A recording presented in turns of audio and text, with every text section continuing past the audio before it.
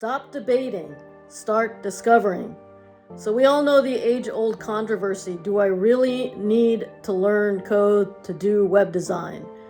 And my answer to this is just stop arguing about it and just go do it. Go learn how to code.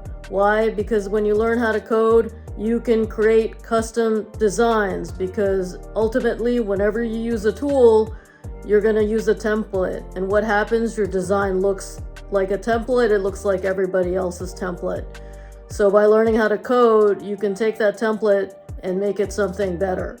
So whether you use a tool or not, learning how to code gives you the flexibility to make your design customized to what your client wants. Your client will be happier and you'll be happier. So just stop the debate and start learning today.